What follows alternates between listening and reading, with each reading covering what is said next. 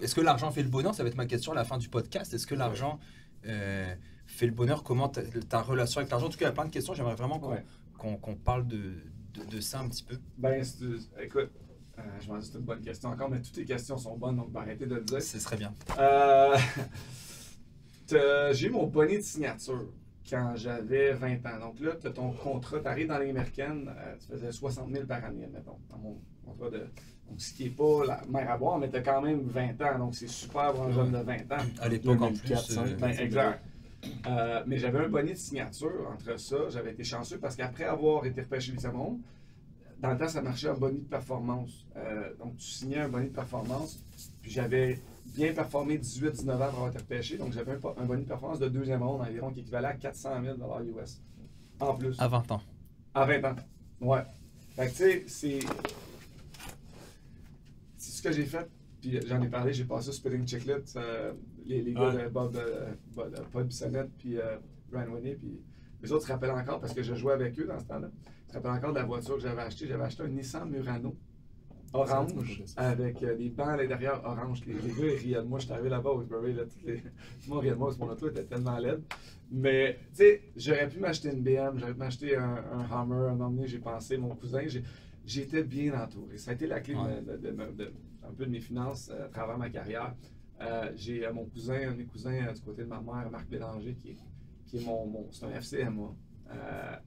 Extrêmement brillant. J'ai eu un resto avec à travers les années. Maintenant, on investit toujours ensemble dans différentes choses. Puis il a toujours été là pour moi, pour me conseiller. À un moment donné, il m'a dit Max, si tu achètes un Hummer, là, je te renie. Je te parle plus. Tu sais. Puis il fallait que ça vienne de lui, qu'il me le dise, puis qu'il m'explique pourquoi. Puis, donc, j'ai eu cette chance-là. Mais l'argent ne m'a jamais vraiment brûlé les doigts. Tu sais, je me suis acheté ma première bonne montre, là, j'avais 30 ans, je me suis gâté. Puis de 30 ans, ça fait déjà 10 ans que je joue à National. Là. Tu sais, je m'étais gâté. Puis, là. Exact. Puis, tu sais, pendant que des gars, justement, il y avait des voitures sport. J'ai eu des voitures tu sais, de luxe, mais c'était jamais comme top, Ouais. parce que tu te compares aussi à la nationale. C'est juste les tops qui vont. Tu sais, puis on peut en parler tout de suite. 9-10 millions. Là, exact. Ouais. Mais tu sais, mes premières années nationales, tu fais des 700 000 par année, on va arrondir à 1 million. Là. Puis ça, c'est pour les gens à la maison, ça fait pas pitié du tout. Là, OK? Mais 1 million de dollars gagnés pour un joueur national, OK?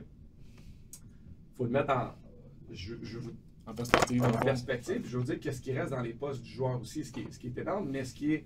Tu prends 1 million, dépendamment des États dans lesquels tu joues, qui vont vraiment faire fluctuer ou enlever ton salaire par rapport aux taxes. Mais mettons, au Québec, ici, tu as 52 d'impôts, mettons. OK? Après ça, l'année passée, dans les nationales, tu avais un 10 d'escroc. Ça, pour les gens qui ne connaissent pas ça, l'escroc, c'est un partage des revenus entre les joueurs et la Ligue nationale par rapport à comment que la Ligue fait de l'argent. Ils ont défini un chiffre. Et là, il faut que tu partages les revenus. Donc, les joueurs, depuis le dernier encore 2012, il faut qu'ils remettent toujours une partie de leur salaire, qui équivaut à 10 l'an passé, à la Ligue nationale. Ah, quand même. Ouais. Là, tu perds un autre 10 il reste à 63 que tu perds. Et ça, tu perds 4 d'argent, normalement, entre 5 et 3 Moi, je paye 4 Tu sais, fait que tu es rendu à 67 de ton salaire que tu touches pas, qui est disparu, là. OK? Fait que sur 1 million, là, Est-ce que ça? même pas. Ah, Tu sais, même pas. 300, Ouais. c'est 70 330 000. Là. 330 000 que tu reçois. OK? Après ça, la plupart des joueurs, tu payes un loyer. Tu as ta maison qui est au Québec. Tu as 2 domiciles. Tu as 2 voitures. Si tu es une femme, des plus vieux, tout ça, dans le temps, chez célibataire, c'est correct. Mais tu sais, à la fin, tu vas dans les restos, whatever, tu vas dépenser, ton train de vie va matcher un petit peu Ah ouais. le 1 million que tu fais, pas le 300 000. Tu roules pas en Murano jusqu'à la fin de ta carrière. Ben, tu sais, c'est ça, exact. Non, j'ai bien fait de pas faire ça, mais tu sais, tu finis ton année, là. Pour 1 million, si tu peux investir 100 000 à la fin de ton année, tu as été économe, tu as bien fait ça, puis tout ça. La moyenne des joueurs qui vont jouer en nationale, qui vont faire 1 million de dollars, c'est beaucoup pour. On pense justement aux 10 millions, là, mais les gars qui font 700 000, c'est minimum, il y en a plus qui font 700 000 qui font 10 millions. T'sais. Vous avez regardé la moyenne, mais aussi la longueur de la carrière. Fait que le gars va faire ça 2, 3, 4 ans. Longueur maximale, la longueur moyenne, je pense, d'une carrière, c'est 4 ans avec nationale. Tu prends ceux qui vont jouer 20 ans puis ceux qui vont jouer 30 matchs. Là. Tu sors de ta carrière, tu as 30 ans, oui, 200 000, 300 000, 400 000 de côté, mettons, puis tu as fait Tu as fait 10 millions, mettons, là, en 10 ans, de 1 million par année. C'est pas beaucoup. Mettons, tu as fait 4 ans. Tu as fait quoi? À peine 1 million? C'est net. Net. Tu sais, fait que là, faut que tu te retrouves, ça dépend qui, tu n'as pas eu la chance d'étudier tant que ça.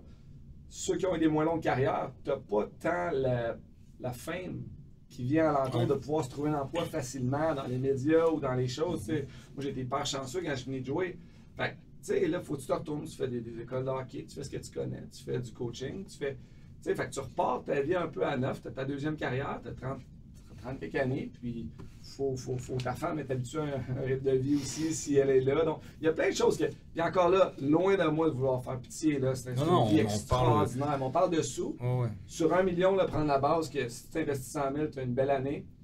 Déjà là, je pense qu'il y a plusieurs gens à la maison qui vont faire comme ah, ouais. J'ai investi 100 000 par année.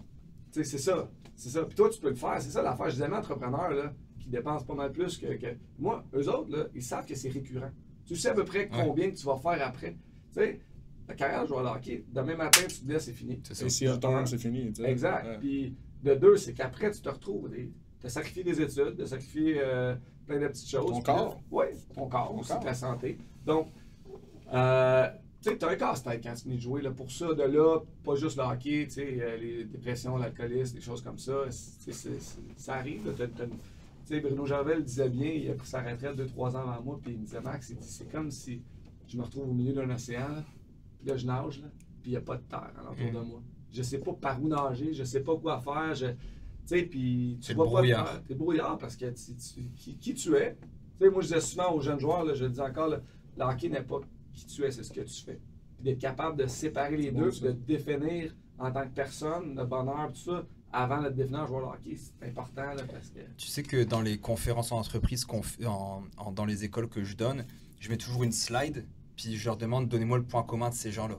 Donc il y a Francis Ngannou, Mike Tyson, Evander Kane, Alec Baldwin, je sais pas si je l'ai dit. Bref, il y a une couple de personnes comme ça, puis je leur dis c'est quoi leur point commun, puis tout le monde me dit ils ont de l'argent, c'est des stars, ils ont réussi. Et en fait, tous ces gens-là qui sont sur l'image ont dû avoir recours à une assistance financière pour se sortir du pétrin tellement ils dépensaient.